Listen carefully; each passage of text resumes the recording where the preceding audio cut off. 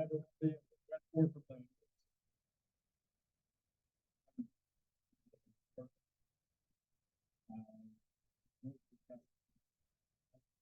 the agenda and what we do everything for today, but I think you're going in it and to get us started. Appreciate everybody joining us. We've been working on the introductions.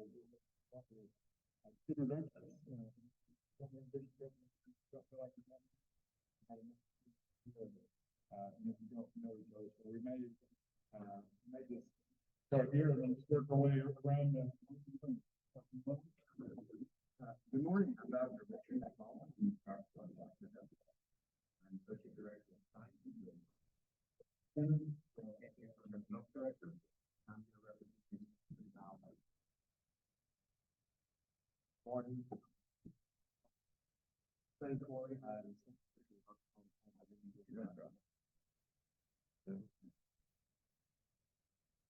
Good morning, I'm Shane Lewis, Secretary of the Department of Parks. What am I doing?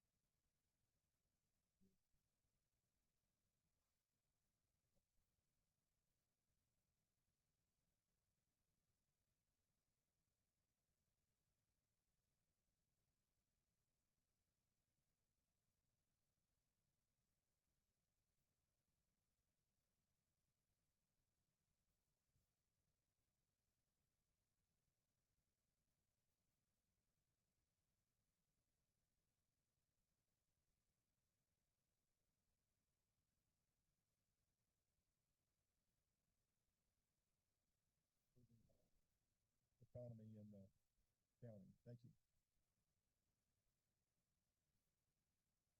I am Jeff Frizzell. I'm a district forester with the Arkansas Department of Agriculture. Here with the Agriculture Secretary. My name is Jeff Desort, and I'm with the Newton County and Harrison Daily Times.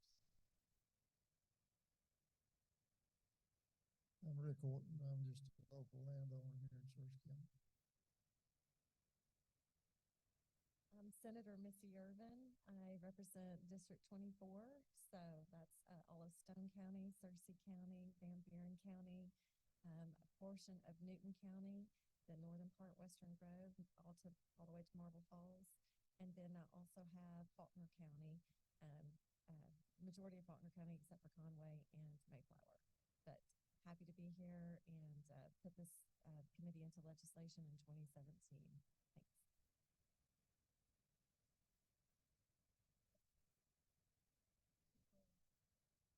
I'm Lucas Driver. I'm an ecologist with the U.S. Geological Survey, and done previously and also close work. Hi there, Drew Westerman with the U.S. Geological Survey, Assistant Director, oversee all of our operations in Arkansas and Tennessee.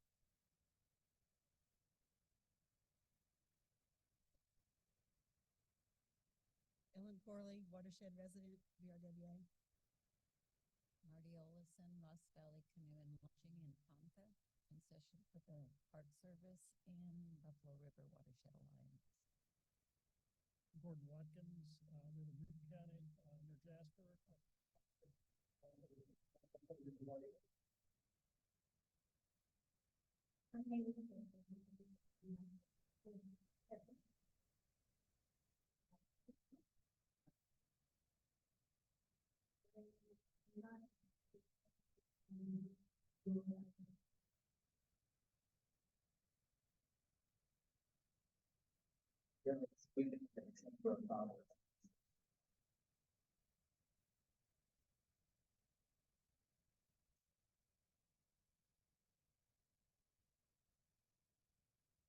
That's the best purpose.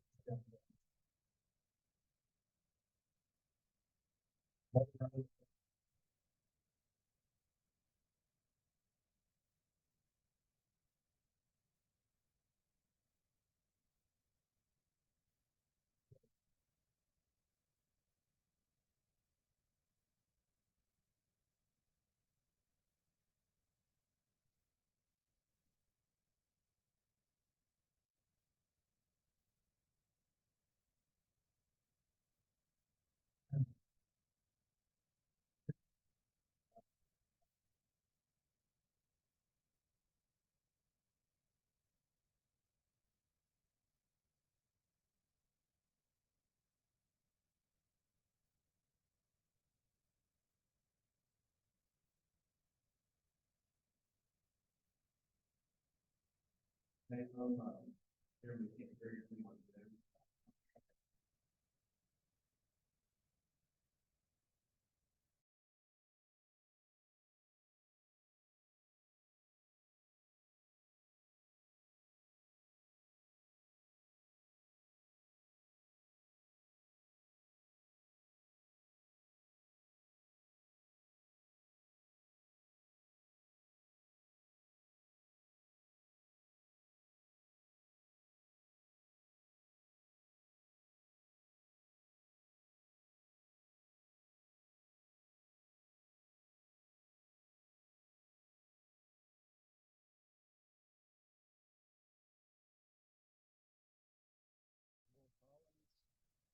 Megan Perkins, Mel Cady, Ruth Pepler, Sam Cook, Stephanie Reynolds, Tim Jones, Ty Davis, and Mindy Zeitler. And that is the 31 online participants.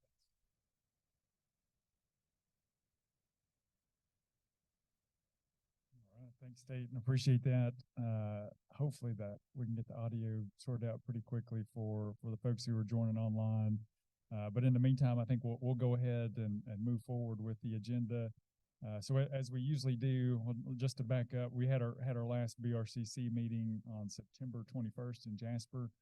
Heard funding proposals at that meeting. There was some discussion about those funding proposals, a few questions on some of them that wanted a little more clarity and answer, and also a new proposal was requested.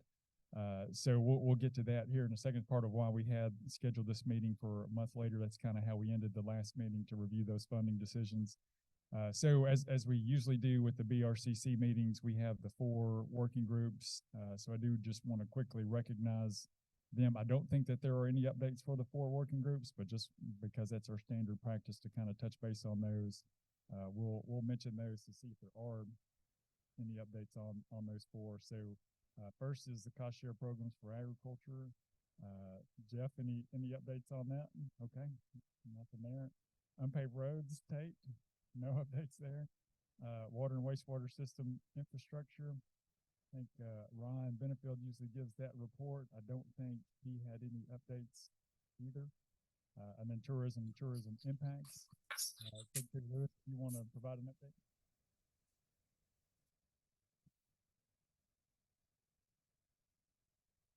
Good morning. Just 1 week ago yesterday, we were able to have a press conference and update the state on the updated tourism impact numbers found across the state. Many of you may have seen articles in the newspaper or out on social media related to that specific event. I'm proud to report that we had very positive numbers and growth related to tourism and the impact of tourism within the state. I'll just hit a few highlights for you. So this study was conducted by a tourism economics, which is a group that we partner with that does surveys and information about specific impacts and economic impacts of tourism across the state. It tells us about how much was spent while guests were in the state, the total tax receipts, and the overall impact. And I'll kind of give you just a few numbers to kind of give you some perspective on what we're seeing on the statewide level. 48.3 million people visited Arkansas in 2022, and that's up 17% over 2021. And, you know, if there's anything that we've learned through the pandemic, is that the natural state is well known as a destination for folks to get outside, be into the natural environment, enjoy our outdoor recreation pursuits, as well as many of our specific tourism destinations across the state. And we saw growth that, and so that's a 27% increase over pre-COVID 2019 numbers, if that gives you some indication of that. So moving the right direction there. The direct visitor spend was $9.2 billion, and that's 15 2021. So again, based on those increase in visitation, we're also seeing an increase in the amount spent by those visitors to us. So, so if you take into consideration the indirect and the induced impact. And that's money put back into the economy by industry operators when buying goods and services, and by those industry employees who are investing the wages that they're making where they live. The total impact was $6.5 billion. So if you combine those two, the indirect and the induced impact, it's a total impact of $15.7 billion on an annual basis that's taking place there for the tourism industry, which is the state's second largest industry. In terms of tax receipts, the tourism industry generated $536 million in state taxes, which is a 14.8% increase over 2021. And counties and municipalities collected $216 million in taxes, which is a 16.1% increase out there. So, and really, I think kind of the takeaway message for that is without the tourism impact, Arkansas households would need to be taxed an additional $866 to replace those tax dollars generated in our state. So a huge impact that these visitors have for us out there. Tourism-related employment was at 68,000 employees. Again, and that's 3.9% of all employment in Arkansas. Some of the top counties for visitor spending were Pulaski, Benton, Garland, Washington, and Sebastian. So Central Arkansas, Northwest Arkansas, and the Fort Smith area is where we saw the largest impact. If you're interested in very specific data points about your county, the county we're in, or surrounding counties, you can see that on our website, the Tourism Impact Study that's available at arkansas.com. You can see the Tourism Impact Study there, and it has very specific details about each county and what's taking place there. So I think the takeaway message more than anything is that Arkansas tourism has never been stronger. We continue to offer memorable and affordable outdoor recreation experiences such as biking, hiking, rock climbing, water sports, outdoor art, as well as the experiences that we offer in many of our municipalities as well. So I hope that I'm reporting at this time next year to you with numbers that have continued to grow as we see this segment of our economy continue to do really, really, really well. So I'm proud to report that. If you would like to see the full copies of the report, it's available online, or if you get with me today, I can mail you a paper printed copy of that report as well. That's my report. It's great news for Arkansas, and I'm sure Secretary Ward is going to tell us the largest industry in Arkansas when he gets this back. Took my punchline. I was absolutely going to do that. But we're excited for the impact that's the governor's initiative and all the work that's being done. I mean, even just as you all know, just the drive up here this morning from Central Arkansas was just absolutely breathtaking. It's just Arkansas's got a lot of great things going on. Just a beautiful, beautiful place across the state. So appreciate that update. We're going to move into consideration of the projects that were presented for funding. So I think we'll start with USGS. If y'all want to provide an update, Lucas, if you want to do that, if you want to do an update, if you want the proposal to stand as it is, but it's up to you. But I'll let you give an update if you like.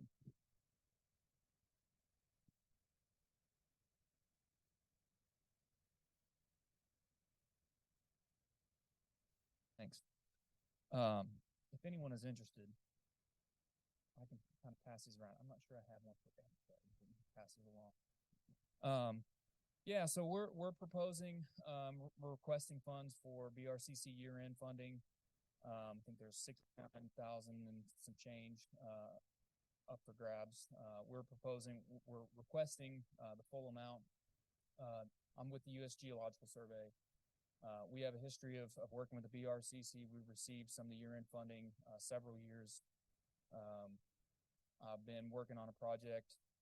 It's on its tail end. It's a 5.5-year project looking at nutrients and filamentous algae in the Buffalo River that utilized some BRCC funding, I think in 2020 and 2021. I think in 2021 and 2022. So the USGS has a long-standing presence and history in the Buffalo River, and we want to try to continue some of that work.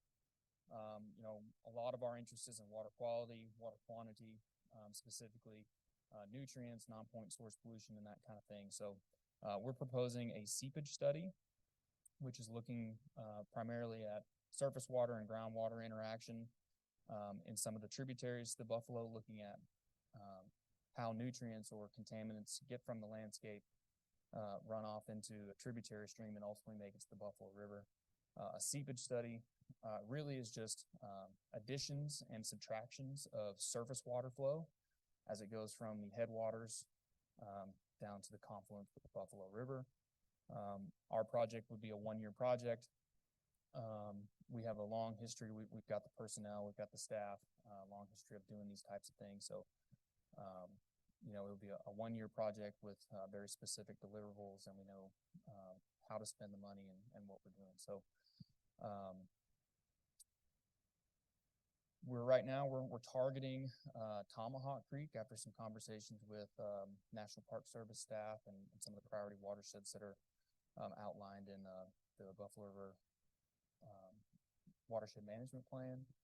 It's got some known non-point source issues. It's got many springs and some groundwater sources.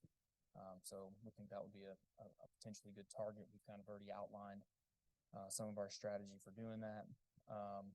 Really, that project would be to go out and identify surface water sources during base flow conditions, as well as any other potential contributing waters that would make it to the tributary and the main stem. So springs, any kind of rivulet or stream, we would go out and do a discharge measurement. So we'd actually quantify how much water is going into the stream. And basically it's just math. The Buffalo River is a karst system where you have this very intimate connection between surface and groundwater. So you have surface water that flows in a stream, but there are areas that can very quickly go into groundwater.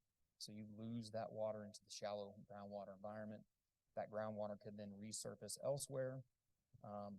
In this type of environment, any nutrients or contaminants from the landscape can very quickly be transported throughout the watershed with very little attenuation from aquatic plants or terrestrial plants, or so there's very little filtering process.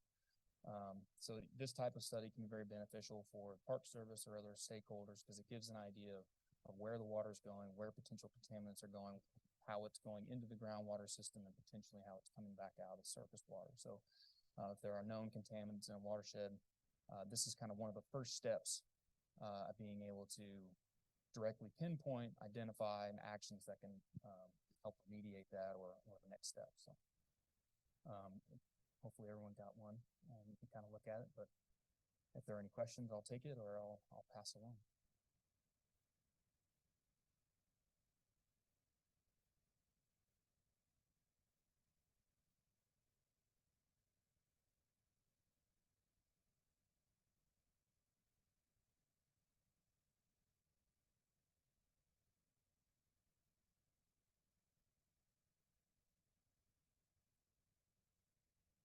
Good question. So, USGS, we're very data science driven. So this is collect the data, collect the information, and then that data and information is conveyed to the Park Service or stakeholders. So if there was a nutrient spike, if there was an algal bloom downstream of a particular watershed, we could go and say, all right, we know that there are higher nutrients or there are issues in this area. Specifically for like a gaining section or a losing section, it really is just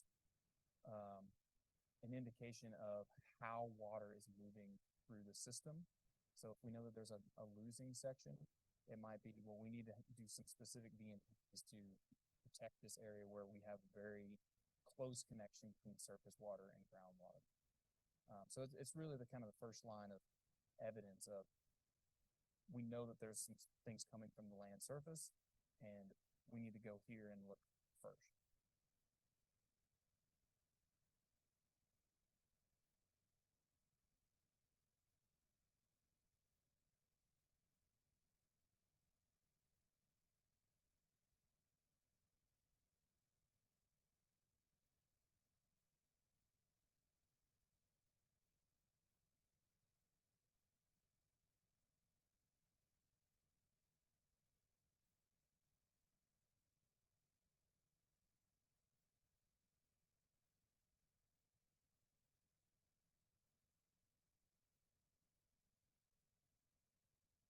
think there's been some work done on, looking at land use, within the watershed. I don't know specifically from USGS standpoint.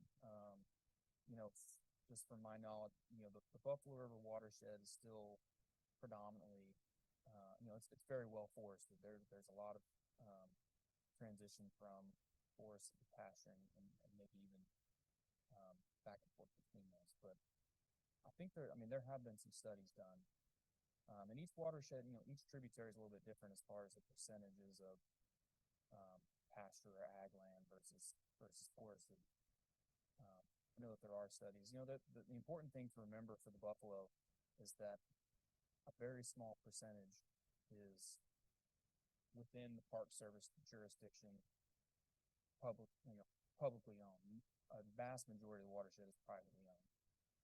So a lot of the things that are going on outside of, the main, kind of blue ribbon of the buffalo is, private landowner. So, ultimately for this project, that we're proposing, it would be a single tributary. Ultimately we'd like to do, a much larger footprint, but for this pot of money, we can do one. And maybe something I should have said earlier, as a federal agency, we do have some, matching and co-op dollars that we might be able to bring to this. If we're able to leverage some of that, we can, add additional tributaries to this project. That's yet to be, determined.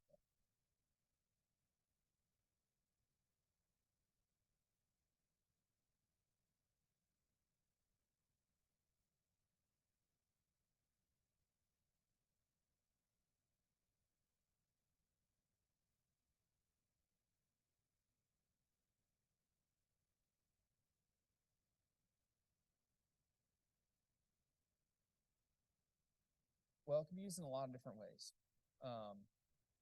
Specifically, all of our data is public, as a federal agency. So for the deliverables for this project, we publish everything on our, national database. Another deliverable would be a specific data release. So it would be, GPS locations, any of the quantitative data that we're collecting. So stream flow, presence or absence of stream flow, actual quantity of stream flow, the amount of stream flow being lost or gained. For example, the Park Service, if there's an algal bloom, we're proposing maybe Tomahawk Creek. If there's an algal bloom downstream of Tomahawk Creek, we can go and look and say, all right, how much water is coming from Tomahawk Creek? Where are the specific losing and gaining sections? And if we know that there's specific losing sections, because it's not necessarily like, oh, all of it's coming from this arm of, branch of Tomahawk Creek. It might be more subtle than that. And the gaining losing study helps to better understand some of that subtleties of what's going on under the surface. So this is not going to be necessarily like a specific directive, like, oh, go exactly here and do this. It's just another piece in the puzzle. And in a karst system, there's a lot of uncertainty of what that puzzle even looks like underneath the surface. That's what.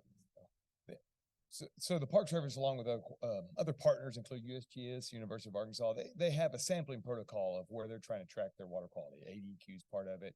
And sometimes if you're limited on information where your stream flow and how the stream of a tributary makes it to the buffalo, you may be sampling a point, but missing a large contributing aspect of the water quality that could be degrading further downstream. And what Lucas is proposing is to try to figure out how that water is flowing from, in this case, Tomahawk tributary, to better inform the Park Service on how to collect water quality, to track that baseline and identify future changes to that potential water quality baseline.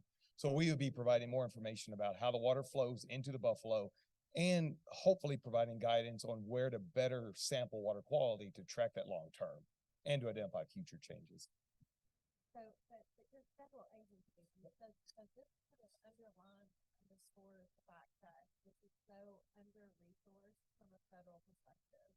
Because, these are state dollars that a federal agency, I just want to make that point because we've said that over and over again, that as it stands, the Buffalo National River as a federal institution or federally designated area is so under-resourced and underfunded that here you have, I mean, I think it just pointed out that you have a federal agency applying for a grant of state dollars because you are so under-resourced and underfunded. So, I mean, I want to make that point because we continue to see that, but this is an actual example of where we're talking about. We know that we're underfunded in road maintenance because of all the road closures throughout the Buffalo National River. They just close the road because they don't have the money in their budgets to maintain those roads. That is an actual example, but here's another actual example of where we have lack of resources where they're coming to the state asking for assistance. And I just want to point that out. And so, you know, I think I appreciate that you proposed it. My concern would be, you know, what you do with the information as it relates to the private landowner who may be a farmer in agriculture. So could you speak to that? Because, you know, we are a right to farm state, number one, and, you know, nobody wants to, I mean, it's not my intention. I'm a farmer too. I'm a cow farmer. So how do you use that information to connect with your other partners to try to change whatever you might find? Does that make sense? Or is your proposal just on the flow of the water and understanding the flow of the water? Yeah, the latter part is correct. So we are a non-regulatory agency. You know, we can make recommendations and we can interpret the data, but it's not ultimately not our decision on. And that's by design, right? Because in that way, the data that we're providing collected doesn't look like it's flat. And so that's why we do want to emphasize we're non-regulatory. We can provide examples of how this type of data is used. Lucas has a real close connection with with the part of the resource staff to figure out how they would leverage it. But I think taking it to that next level would be the first part of that.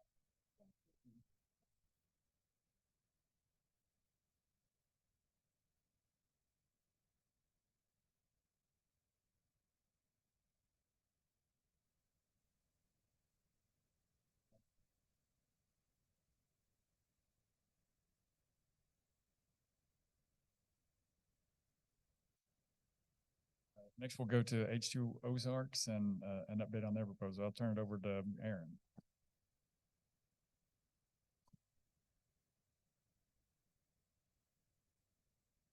Good morning. Thank you, everybody.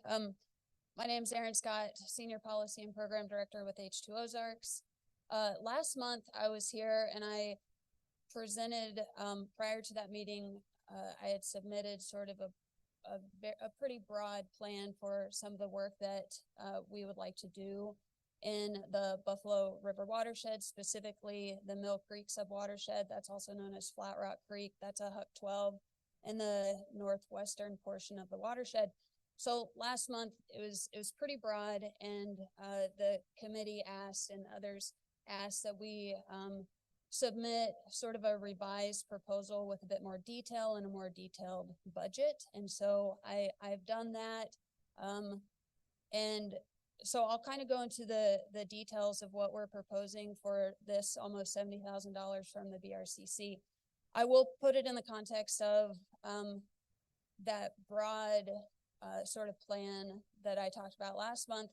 I kind of consider in two phases. And so this BRCC investment would kind of encompass phase one and then be integral to feeding into phase two, with the ultimate goal to implement conservation practices on the ground in the Mill Creek subwatershed to have direct impacts, positive impacts on water quality for that subwatershed, which is going to have impacts to the Buffalo River itself. And so for this BRCC investment, what we're proposing is really to kind of set the groundwork for all the work that we would like to do in this subwatershed, at least in the shorter term. So that really includes outreach, a lot of outreach.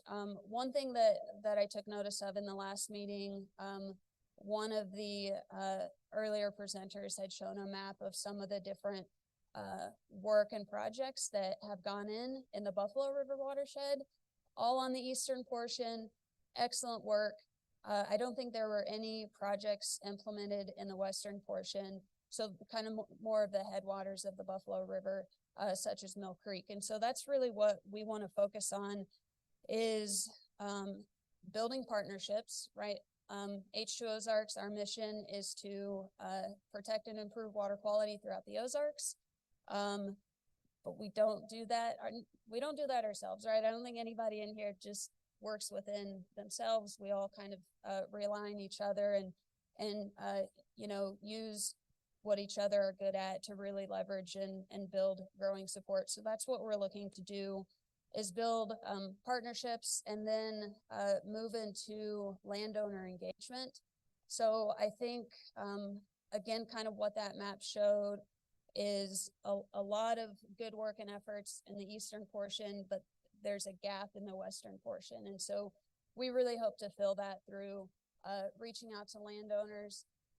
I kind of think, you know, H2 Ozarks, we want to improve and protect water quality, but to do that, I think we can really focus on what the landowner needs, sort of what their goals are, because a lot of these conservation practices, we can look at their benefits to water quality, but that's kind of secondary, or perhaps landowners aren't particularly concerned about that. They really have needs for their land. So part of this proposal is to hold landowner workshops so that we can understand what their needs are, and through partnerships, kind of bridge their needs with the resources that we have, the funding and different types of things like that.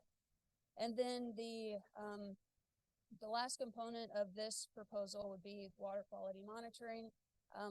Definitely the work that USGS has done in this watershed, ADQ, a lot of good science has been generated in this watershed, and that also helps point to sort of, well, not only where sort of the main sources of pollution may be coming from, we can also, this would be collecting some baseline data so that, like USGS mentioned, we can kind of track improvements through time with the work that, for this proposal, the work that we'll want to do on the ground.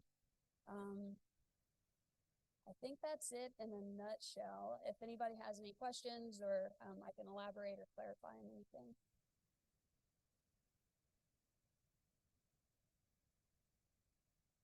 That's good. All right. Thank you.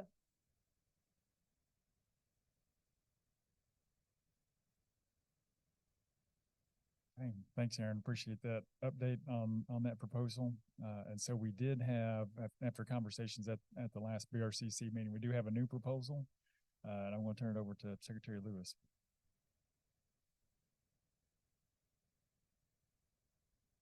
So through our discussion at the last meeting, it came to us that the ideas of taking a look at kind of a different perspective of how this money could be used.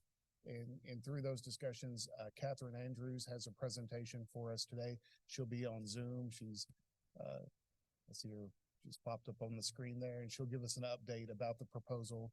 Catherine Andrews is the director of the Office of Outdoor Recreation, which is a office within the Department of Arkansas Parks, Heritage, and Tourism. And so Catherine will give us an update on that proposal and the recommendation from this office. Good morning. Can y'all hear me okay?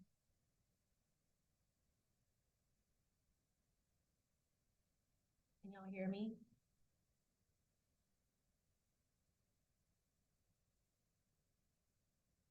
I see the people on Zoom can hear me. Can y'all hear me in the audience? Okay.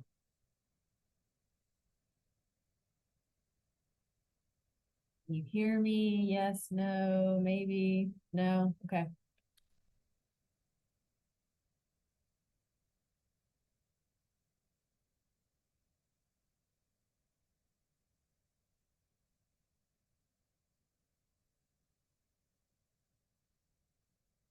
Can you say something, Catherine? Can you hear me? Yeah, got you now. Is that better? Anyone? Yeah, I think we can hear you now. Can you hear me? Shay? Yes? Okay, perfect. All right, thank y'all. Good morning. My name is Catherine Andrews, and I'm Director of the Arkansas Office of Outdoor Recreation. The mission of the office is that we leverage the state's natural assets to grow the outdoor recreation economy. We work with the outdoor recreation industry in Arkansas and our communities across the state to access resources to grow and further grow the outdoor recreation economy for Arkansans. This project proposal that was put forth by our department, we would like to propose that the BRCC grant the remaining funds to communities surrounding the Buffalo National River corridor to be used to hire a third-party firm to conduct a recreation master plan of existing trail connectivity. The Office of Outdoor Rec would assist a third-party firm and help participate in discussions. We hope that this firm could develop an inventory of recreational assets in the area and a review of existing trails and infrastructure for a comprehensive community-led plan for connectivity. We know that the success of our collective conservation missions across the state depend on long-term support of public and private opportunities for quality and sustainable recreation activities. And because of the importance of the Buffalo National River, it becomes even more important to support that work. So through community-led involvement, a recreation master plan would allow connectivity, would allow more sustainable access, allow communities to participate together in this, and would allow the economy, the outdoor recreation economy, to further grow. So once this recreation master plan is finalized, the Office of Outdoor Recreation, the Department of Parks, Heritage, and Tourism would work with our communities and this third-party firm to continue to build physical connections and further the goals and vision within that master plan. But we would request that the BRCC grant communities that apply to participate the remaining funds to hire a third-party firm to conduct a recreation master plan for the communities surrounding the Buffalo National River corridor. And I'll take questions if there are any.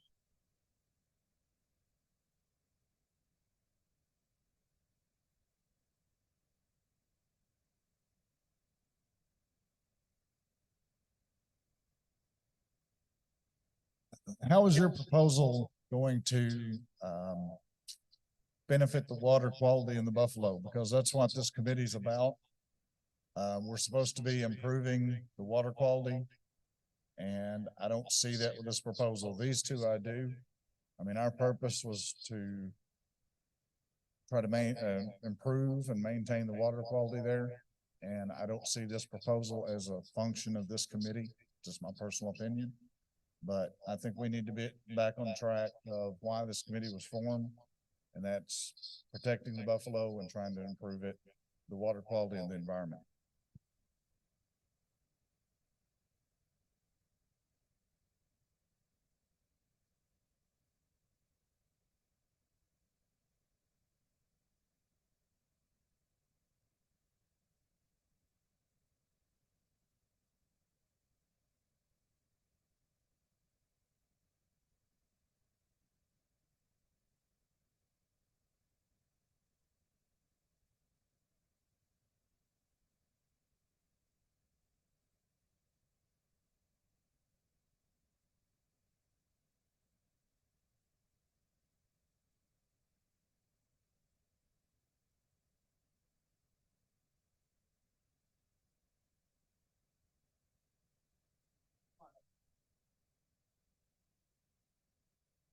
One of the one of the possible benefits that might accrue to water quality would be to provide, as we get a larger and larger and larger influx of visitors to the river, using the river, which we all know impacts water quality, just like farming and other activities do. If we provide experiences and activities for folks that aren't water focused, it might keep some of these visitors in the area spending money, but not in the river. I think that is one of the underlying thoughts of this proposal.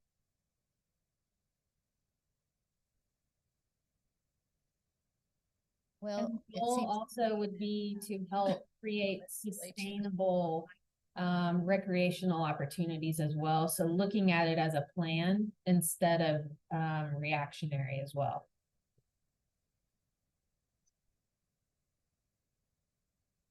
Thank you. It seems to me that the legislature needs to really think about this committee. It was originally given money to work with, and that's what inspired communities to get involved. And without any more money, obviously all three of these are very important and could really benefit tourism, water quality, communities, and how do we go forward from here with these good ideas if there's no money coming from our state? Maybe some federal funds come down into the state for infrastructure or whatever, but I think the legislature needs to realize that the Buffalo River is a real asset and needs more funding.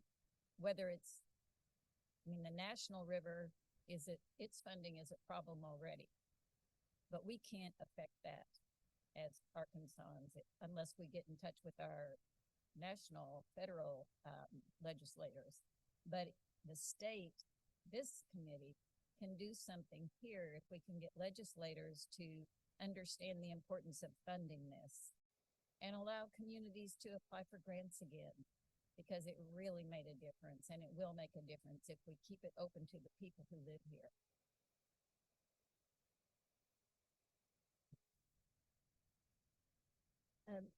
I'll respond to that. Thank you.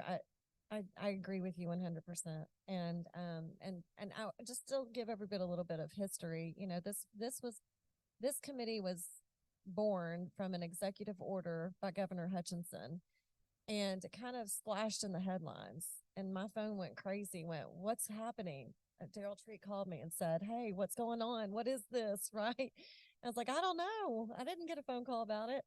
And so we immediately held public health committee meetings in Jasper and in Marshall in 2016 upon the creation of the Buffalo River Conservation Committee in 2016. Let's just think about that.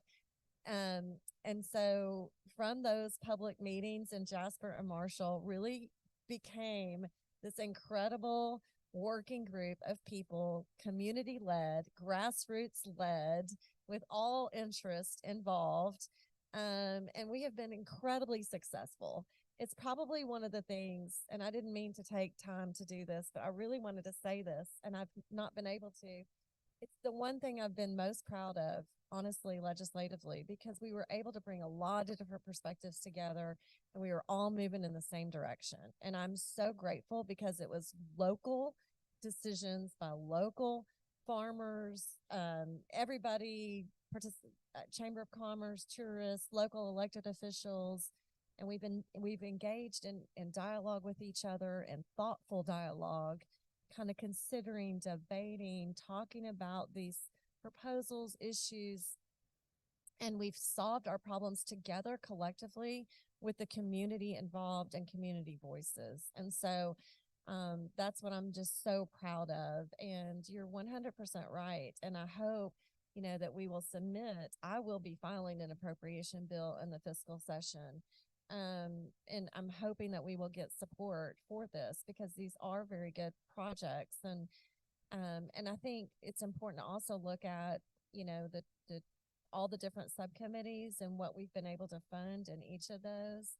And I'm not really sure if we've actually funded anything that's beneficial to like our chambers of commerces or communities, as far as it's related to tourism.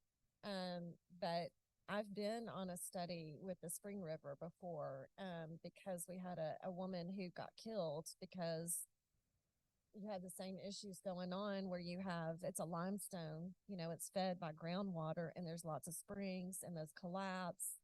And so a woman got sucked in and drowned. And so we had to study the flow of that. And I participated, and canoed and dropped the dye sensors and all of that in the Spring River when I represented it. But we learned so much from that study. And so I'm really grateful to our geologists because they really do understand.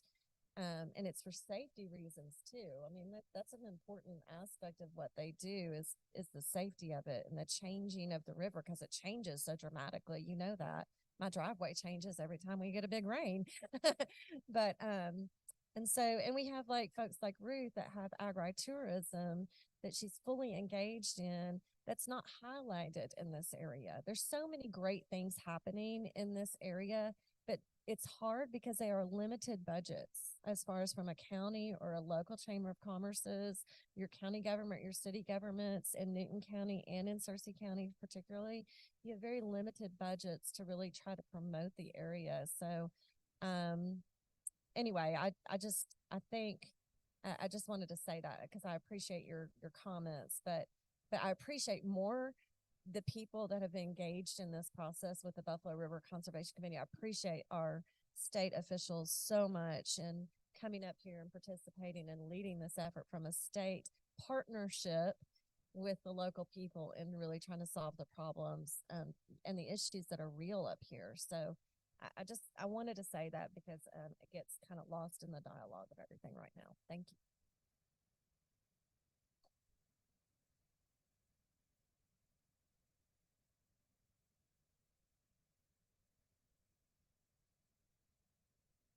So I think my question is probably for Catherine Andrews. And that is specifically with this proposal, are we in essence delegating the $70,000 to a committee? I mean, who's going to vet those projects, or who is going to decide which local stakeholders or communities are funded through that $70,000 remaining if we went with this proposal? We would be happy through the Office of Outdoor Recreation to facilitate that process. We hope that the ultimate plan would be decided upon and finalized by the communities, but we can help facilitate the process. So ultimately, the grant funding would go to communities to hire the firm to do the recreation master plan, but we, as the Office of Outdoor Recreation, we can help facilitate the process. Does that answer your question? I think so. I guess I'm envisioning a process, if we went with this proposal, where you may have more requests from the communities than the funding that's left. And I guess, are you able or capable or experienced in handling different grant requests and selecting which grants or proposals to fund versus which ones may not be funded at the end of the day? So the funding would go to hire the firm to complete the plan. And communities that are interested in being part of the master plan would participate in the process.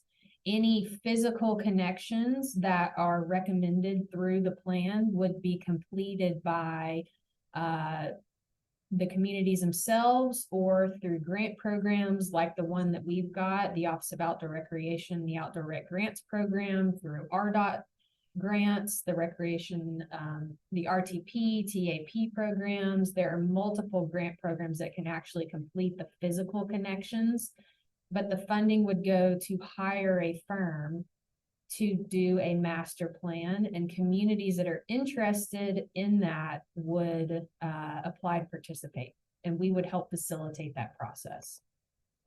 I think I misunderstood the proposal in the beginning, so I have it now. Thank you.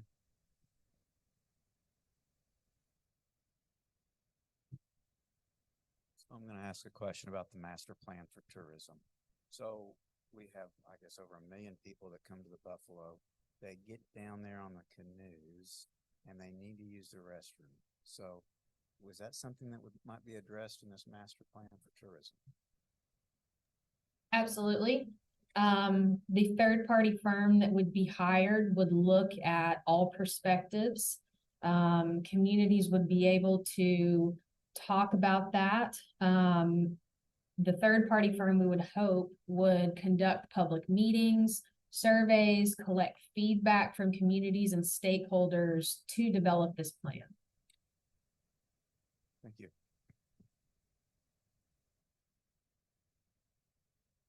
Okay, any other questions for Catherine specifically? Yes, ma'am. Yes, could you tell me what third-party firms are being considered? And is this part of the Natural State Initiative? There are no third-party firms being considered. This is a proposal. If this proposal is funded, then the third-party firm would be up to the communities to decide. We would hope that the communities would choose the third-party firm. That would not be us. We would help facilitate that process. We would bring everyone together, but we would not be choosing a firm. That would be up to the communities that want to participate. This is not part of the Natural State Initiative. This is a proposal that was brought forward by the Department of Parks, Heritage, and Tourism.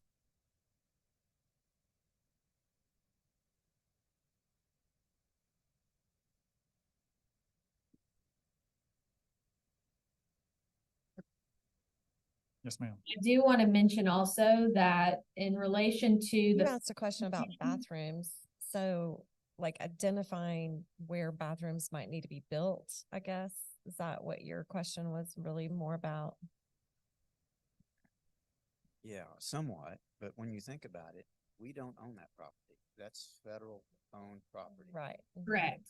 And so this master plan would be addressing No, physical they, connections in the okay, but- communities okay. surrounding. It would the also Buffalo include River. things like agritourism and the Buffalo, the air tours that we're gonna hear about. It would highlight those kinds of things as well and try to help promote them and market them. Is that my understanding, is that the communities like your Chamber of Commerce and your local cities and your local counties and your local chambers of commerces would be the ones directing kind of where this would go. and That's just correct. helping to kind of create, is that correct, Catherine? That's correct. Yes. As you know, to your point. You're muted, don't- Catherine. Okay. Can y'all hear me? You can hear me? Okay. Yes, to your point, anything that is on federal land that's not up to us. So this would be this recreation plan would address the community surrounding the Buffalo National River Corridor.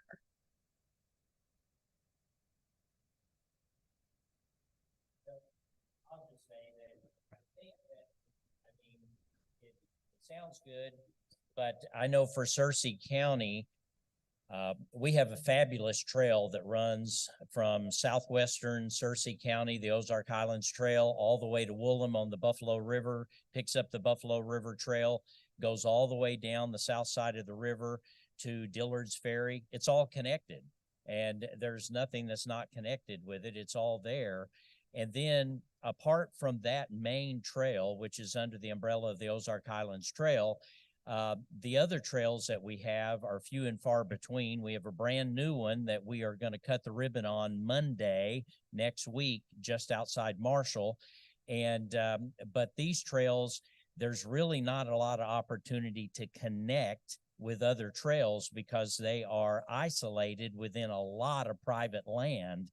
And so I really don't know how to connect them. We also have horseback riding trails, and you could speak more to that. And we have cycling trails, which are basically connected. I just don't know how this study would, I mean, maybe I'm just not understanding how it would affect our ability to have better connection in the future, because there's so much private land in between trails. I don't know how you can physically connect those. And in fact, our cycling trails are primarily road. And so even our gravel trails are connected with paved roads. But it's all in place. One thing I fear is that if a master plan is developed, then the state will use that master plan against us in the future. And that's one thing I'm just a little concerned about. I would hope that the people in each individual counties would continue to have the greatest oversight on how they want to see the future of their tourism in their county and not be pushed a certain direction based on a master plan. Now, that may not be the case, but that's what comes to mind to me.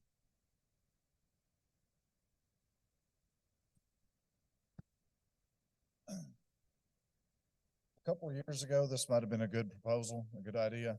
I'm just going to go ahead and kick the elephant in the room. There's a certain other proposal or idea, suggestion that was going on that has a lot of people in this area very hostile right now, very on alert, very on edge. And I think this will not be received as well as you think it will. These communities, I could be wrong, but I'm thinking if you go into these communities right now with the tensions the way they are, this will not be received very well. Anything with tourism attached to it right now is going to get be very scrutinized. I've been on these subcommittees, like Missy said, since this began. I was one of the more vocal landowners and advocates for what I thought needed to come of this. I believe we've made good inroads. Over the last couple months, we've got some black eyes over something we had nothing to do with. And I've spoke out. I've tried to mitigate that and say BRCC had nothing to do with it. We didn't even know it was coming. But there's a lot of people who still harbor some feelings that we did. I believe the water quality studies will still be well received. You're working with individual landowners versus a community. People, a person isn't that dangerous. People together, when emotions start running, then that's when you lose your singular train of thought. So, like I said, a couple of years ago, this might have been well received and gotten participation. I don't know that it will now. And I'm just, like I said, Searcy and Newton County, I know a lot of people over there as well. And the meeting we had over there last week, there were 1,200 people physically present for that meeting. And I don't know that they would have been very receptive to something like this, and I don't know that they will for a while. So I'd take that into consideration if you fund something, decide to fund something, on how well the public's going to accept it and engage.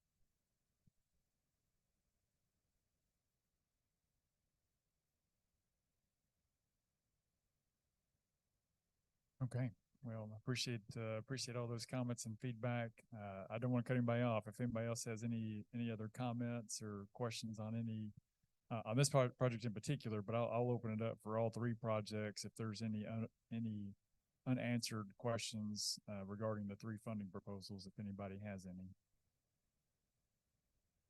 I appreciate it. I have comments. So, I've been coming to these from day one, Secretary Ward, myself, and all three of these proposals are fantastic. I'm a hydrologist at heart, so what USGS is proposing, man, I love it. As far as tourism, I think that there was a component for tourism. But I do also think back to our initial meetings, and we had so many people attend. And I don't see as many people attend. And maybe they just wanted to come and see, hey, what's going on? And now they feel content. But I would like to see us engage more. And H2 Ozark, their proposal specifically has community engagement. And I'm not sure of what was alluded to a moment ago as far as issues, but anything we could do to communicate with the community that we're trying to help and take feedback from them. I think that's very important. You know, if we could just communicate what a failing system, septic system looks like, I would be very happy with that, because I want to clean up water quality, right? So, those are just my initial thoughts here. I appreciate that. Any other comments or questions from anybody?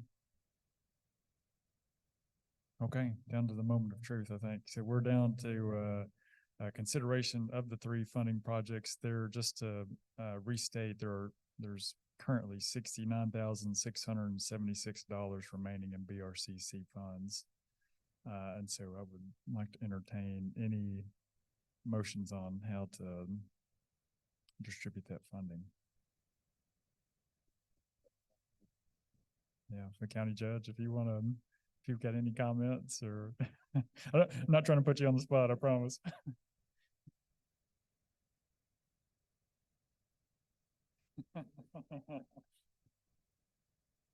Okay.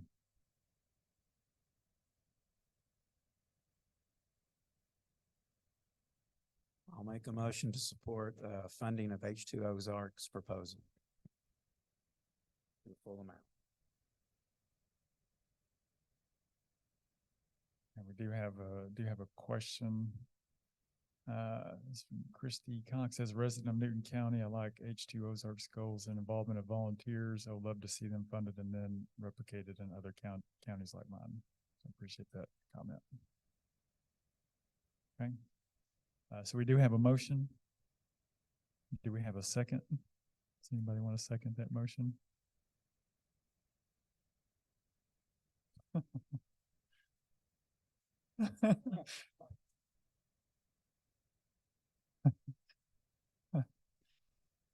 Okay, we have a motion and a second. Any discussion on the funding proposal to give the whole amount to H2 Ozarks? Yes, ma'am.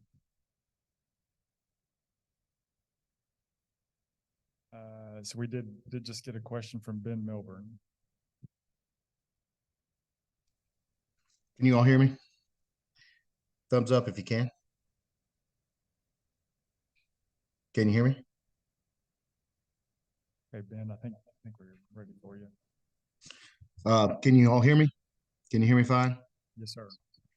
You know, I'm with Andy on what Andy's saying about getting the community involvement and trying to heal some of the wounds that have come up here recently. I know that Missy's definitely dealt with a lot of headache here lately, and she's steadfast, and I really appreciate all her hard work, her and Daryl, that they've done to support the community in the situation that we've been in. I am for H2 Ozarks, but I want all the other people who've put in to know that I really do appreciate what they have said, and that I like what they've presented to us. I would like to see us get some more funding and be able to move forward with those other projects as well. But for now, I think H2 Ozarks has got the best presentation for what we need for this committee and for the community surrounding it. So that's my opinion, and I appreciate everybody attending today and being a part of this.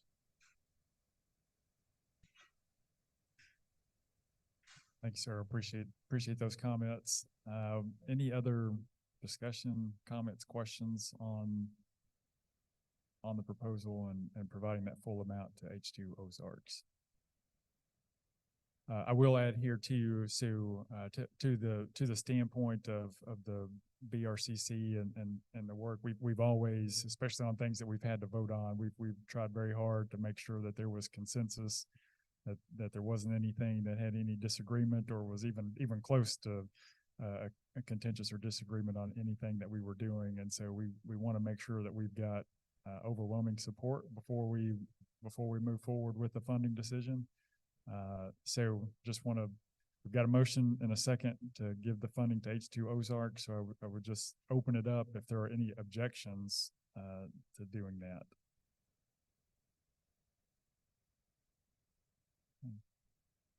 Well, hearing none, We have a motion and a second.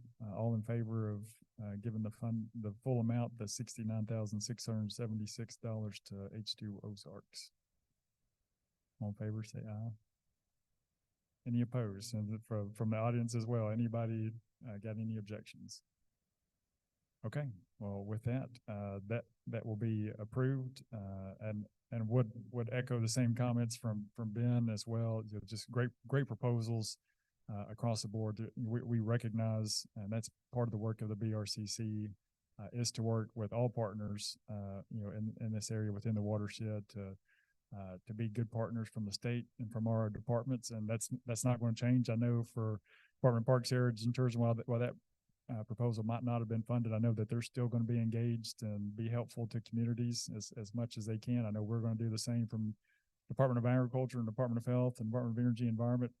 The work that we do as departments will not change, and we're going to continue to find ways to help and be partners and to move forward, you know, especially within the watershed, regardless of whether there's additional funding or not. But I do think I think we've made a good decision here with that funding allocation, and we'll move on to the next things on the agenda. I could introduce our guest, but I may let Senator Irvin introduce our guest if she wants to.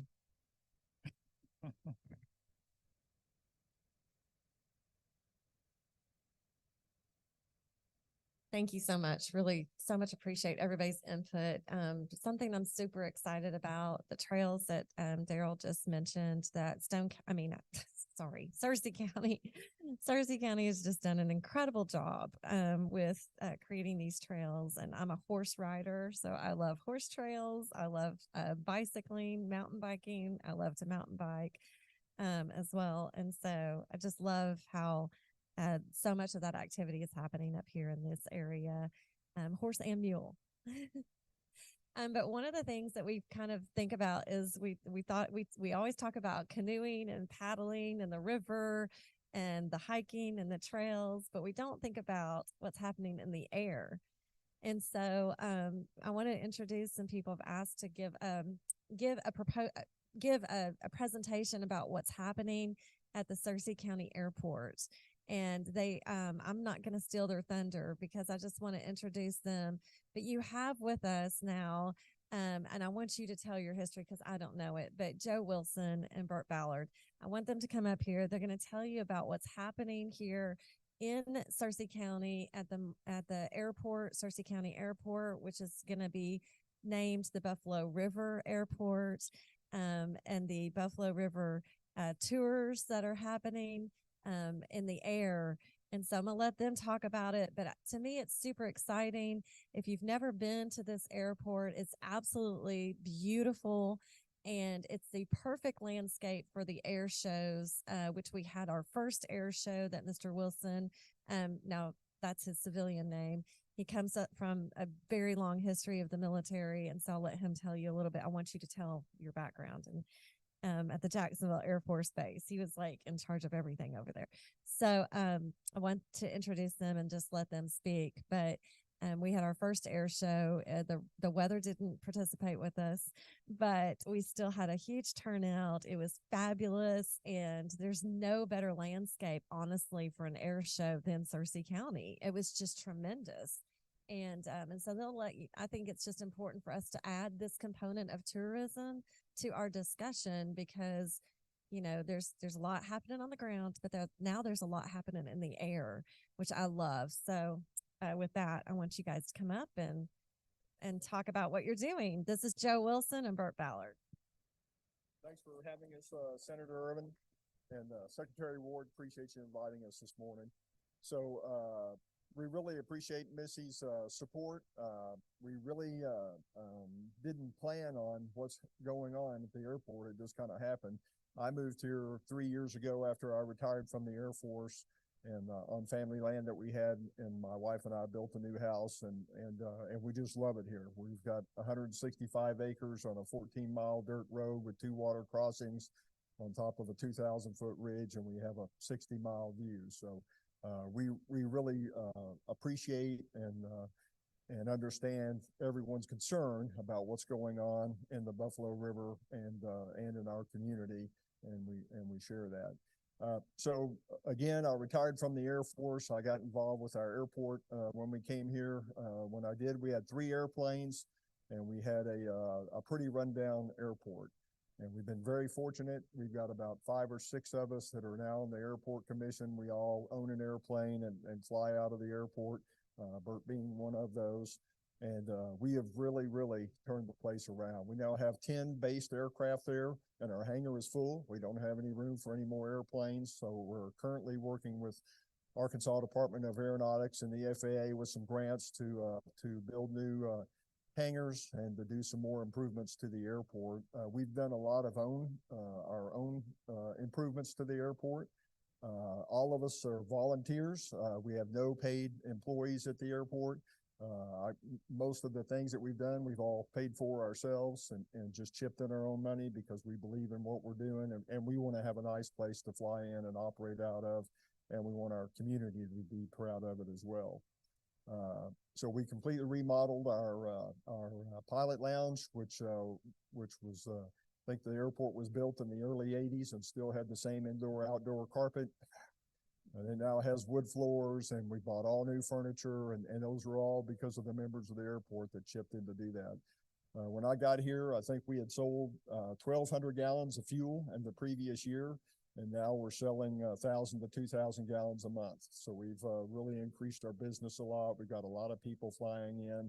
And I never really made the connection between the airport and tourism. It was just strictly aviation driven. But since we've been doing that, I mean, we've really recognized that tourism can be a big part of what we're doing. So we've made connections with all of the river outfitters so people can fly into the airport. They'll come pick them up there. They can float the river. They'll bring them back to the airport. We recently got a courtesy car for the airport. So now people can fly in, they can take a car, they can go to lunch, they can share one of the great, restaurants that we have in our area or Ruthie's place, Dogwood Hills Farms. So we just see the continual interest in people flying in and going to do things in the community. So the good thing, I know people are worried about people who are coming and staying, is they fly in and they fly out. So, and there's certainly a potential. So we're working with, we just kind of recently, we had a meeting with some folks, with some of the cabin owners and everything. So we're working with them so we can advertise that on our airport page where if people want to come for a weekend, stay in a cabin, go to Dogwood Hills and have a dinner there and do other things in the community, then we can facilitate all that at the airport. So we're very excited about the things that are going on. Like I said, I think we had a few $1,000s in our airport account whenever I got there. We now have about 24,000. So that's mainly the only money we make is off of hangar rentals and then fuel sales, and we're selling a lot of fuel. And we're also connected with Richland Creek Airfield. So the same 5 guys, we help support that. That's owned by someone else, but they look for volunteers. And there's 3 different organizations that do backcountry aviation and support that. And so we're very involved with that. And a lot of people don't realize what that could bring to our community as well. So 2 Wednesdays ago, we just on our Facebook page and from people we know, we advertised a camp out. So Richland Creek is where you can land and camp for the night, stay right there on the creek. We have a pavilion and a restroom, and then we have a kind of a big camping and picnic area. And we had 22 airplanes show up on a Wednesday and spent the night, 10 of them from Texas. So one of the Texas groups we contact, they got a bunch of guys together and they all flew up and spent the night. And all those guys went to Searcy County Airport and bought fuel on their way home. So, there's a real benefit from tying those 2 things together. Backcountry aviation is a whole lot different from, even general or especially commercial aviation, but it's a big group and it's very popular in Arkansas. And so we're trying to attract that business as well. So Missy had said there may be some funding available to help us with promoting what we're doing and bringing more events to the airport. And she mentioned the air show. We had the first Buffalo River Air Fest this year, which the weather did not cooperate at all. We got about 4 inches of rain in the morning, but we ended up having almost 1,500 people that attended the event and Marshall's a town of 1,300 people. So that's a pretty good turnout. And we had some great performers. We had several performers that could not make it to the show due to the weather, but we had a group that came in early and did a great job. And so overall, I think it was a pretty big success. And we're also looking at doing other things that aren't normally associated with an airport. So Lane Leslie, who's a PBR bull breeder here in our community, and they had the bull bash at the county fair that night. So we asked Lane to bring a bull and a trailer out to the air show so people could see that, and we could help him promote his deal. Afterwards, he said he's got a portable arena, and he said he couldn't think of a better place to have a PBR event than the Searcy County Airport. So on August 8th of 2024, we're going to have our first rodeo at the airport. So kind of unusual, but I think we'll have a lot of people fly in for it, and I think we'll have a good turnout from the community. So, and we're thinking outside the box. We're looking at things to bring people in to help us sell fuel and get our facilities, a new hangar built, and some other things. So that's kind of what I've done. The other thing I'm very proud of is we now have 2 businesses operating out of the Searcy County Airport. We have Burt Ballard and the Buffalo River Air Tours, and we have Paula Adarns and Gunstar Firearms Training. So we had an abandoned gun range at the airport, so we revived that and got it cleaned up and stood up. And Carla and Paula started her business, and it's going very, very well. So we're excited to have 2 businesses now operating out of the airport that are providing income to our county. So I'll turn it over to Bert and let him talk a little bit about our 2 businesses. Thanks, Bert. Thanks, Joe. Well, I don't know what to say other than that. That about sums it up. But me and my wife moved here a little over 3 years ago from South Louisiana. We had vacationed here with our kids for 30 years and fell in love with the area. Always had planned on retiring here. Well, we ended up buying a little place in Leslie, and that's where we live. And when we moved here, the first thing we had to do was find an airport, because I've got an airplane. It's my passion. I love doing it. Well, the next thing you know, I was flying people all over the area, the Ozarks, the Buffalo. And my wife would, when I'd come home, she'd say, well, did they pay you for anything, for gas or anything? I said, baby, I can't do that. I'm a private pilot. You can't do that. That's illegal. She said, well, what could you do to make it legal? And I said, well, I could get my commercial license. So that was kind of the impetus of Buffalo River Air Tours. And it's been amazing. We still are working with the national parks and the FAA to get the agreement to fly over the river, because that's not an easy thing to do, and rightfully so, right? So we're still working on that, but we are doing tours of the Ozark areas. Right now, we're doing a lot of the fall leaf flights and people wanting to see their homesteads. And so we're totally flexible with them. But the thing I think that I'm excited about the most with our air tour business is I had a friend of mine that she called and wanted to surprise her dad for his 75th birthday. And he'd never been flying. He'd never been on the Buffalo because he physically, was not able to canoe and kayak like we all can.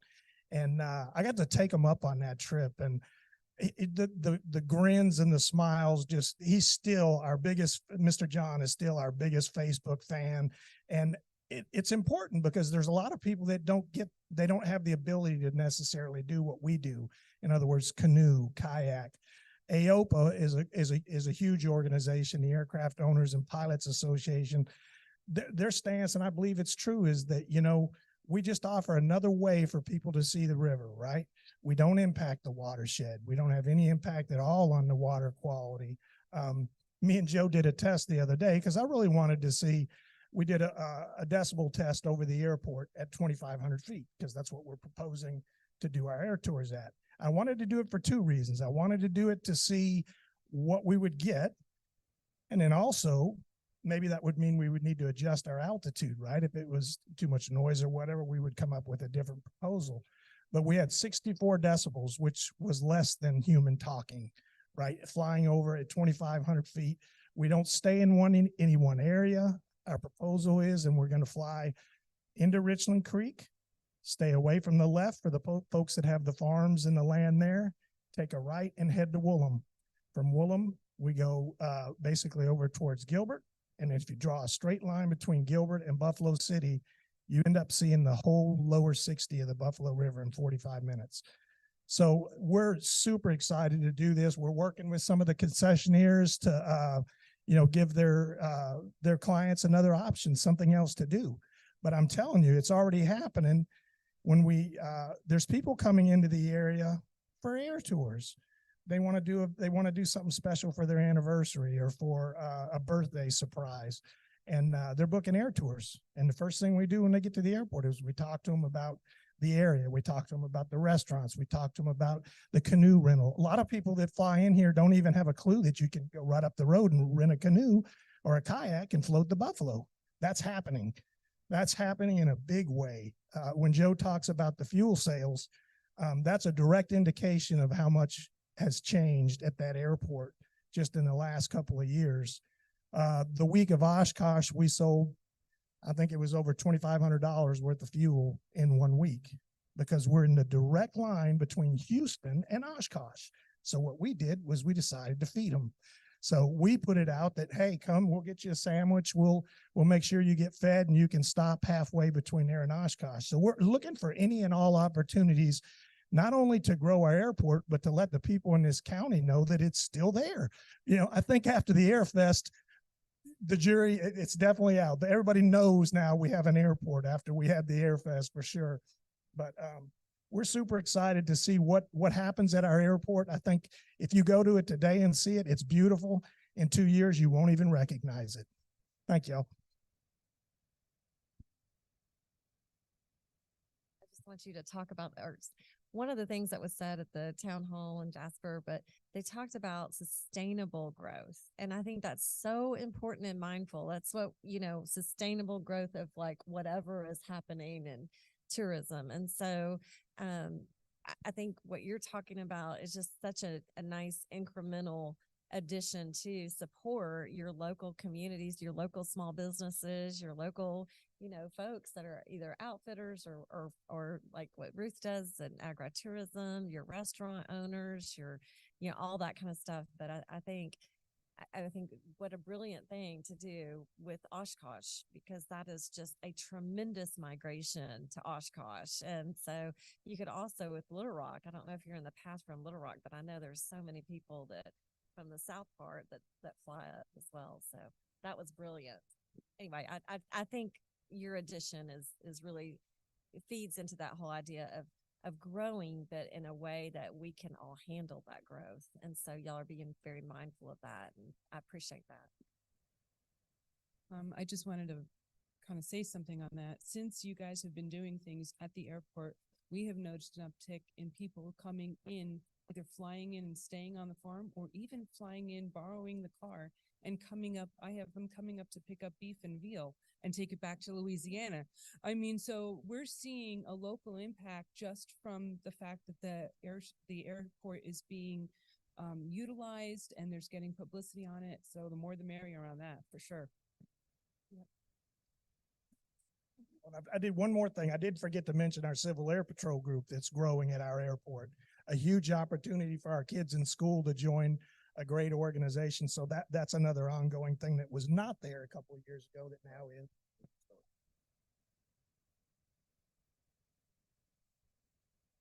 Yeah, so we started a Civil Air Patrol squadron here at the Marshall High School, and we have 6 students that are members now. But the Civil Air Patrol was looking for a location to bring over 100 Civil Air Patrol cadets and work on their training for ground handling and refueling airplanes and marshaling airplanes and all that type of thing. Most airports don't want that. They don't want 100 kids out on their flight line, with airplanes coming and going. But we were able to work it out where we didn't close the airport. The airport was still open, but we had over 100 kids that came and spent the night and spent Saturday and Sunday at the Marshall Airport getting all their training requirements done. And it was the first time they had ever been able to train that many people in one location. And so we're planning on doing it again this year. From all over the state. Yeah. And Oklahoma. Well, I think it was actually 5 states. We had kids from Kansas, Oklahoma, Missouri, and a couple other places. because it's hard to get that training, so we offered it to anyone and we had a really good turnout. Thank you.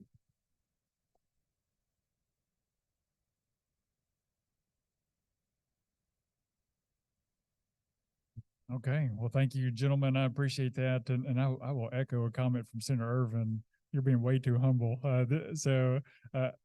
General Wilson is a big deal for sure. We're so fortunate to have you here staying in the state of Arkansas, and what you're doing in this area. Just, it's phenomenal. So appreciate both you gentlemen for that update. Just a great report. But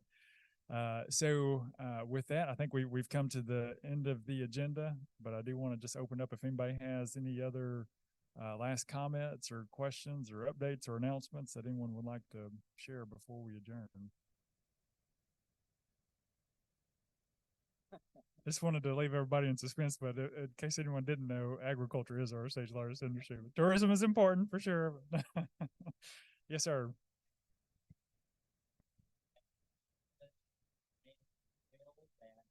We're putting in here, and the Chamber of Commerce coming with the parcel landowner using the recreational use statute of the state of Arkansas to open up land to both a woodland trail.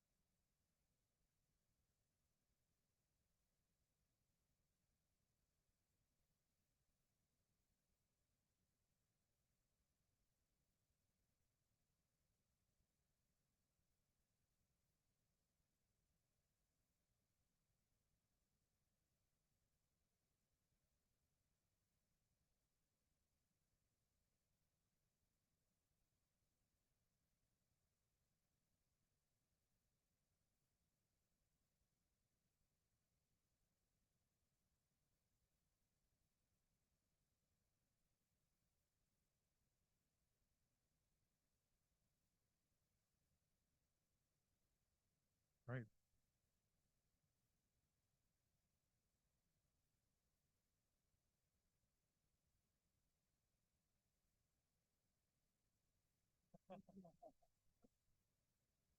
Okay. Yes, ma'am. Go ahead.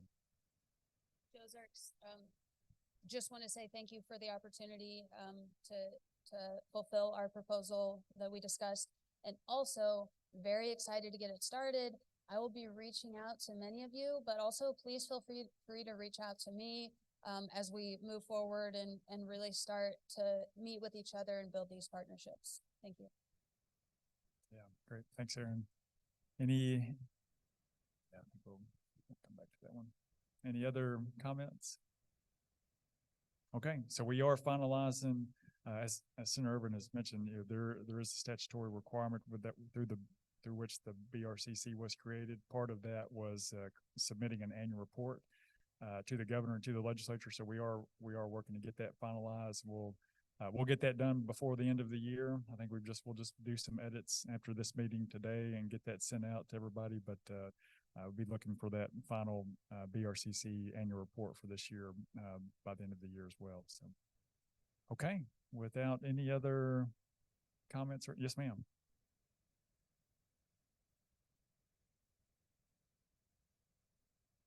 Yeah.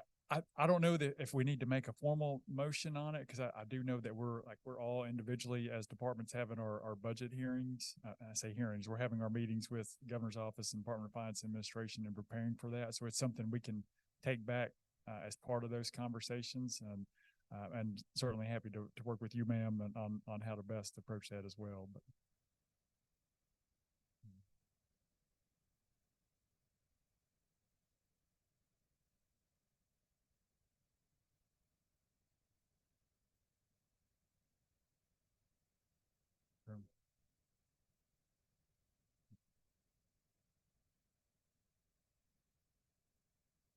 I think we certainly could. Yes, ma'am.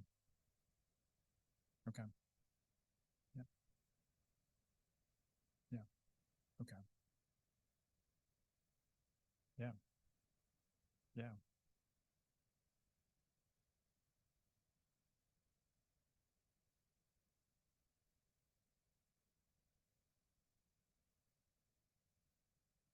That's right. That's right. Yep.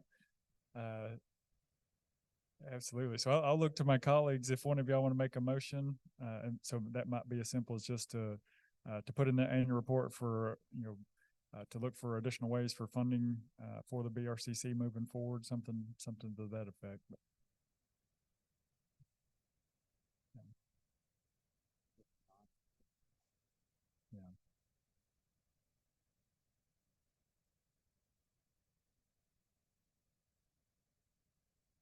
It was,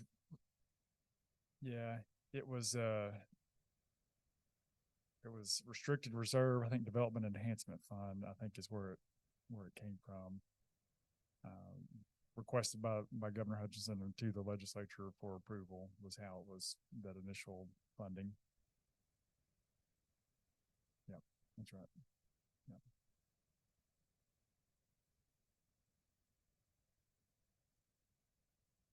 That's true. That's right. That's right. Okay. Yeah. Yep. So we have a motion second, all in favor. Yep.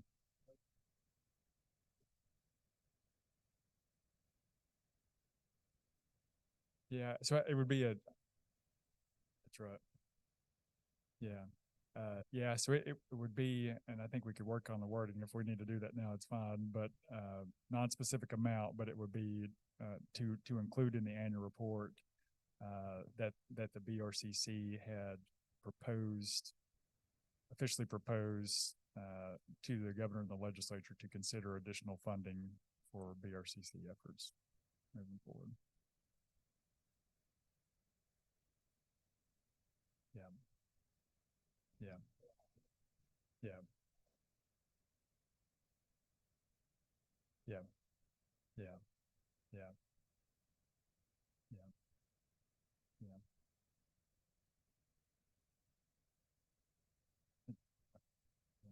Yes, ma'am. Right. Yes, ma'am. Yeah. Okay. And we can work on that wording just to make sure it's worded appropriately, but I think the general motion, I think everybody understands where that's at. So motion second, all in favor, say aye. Any opposed?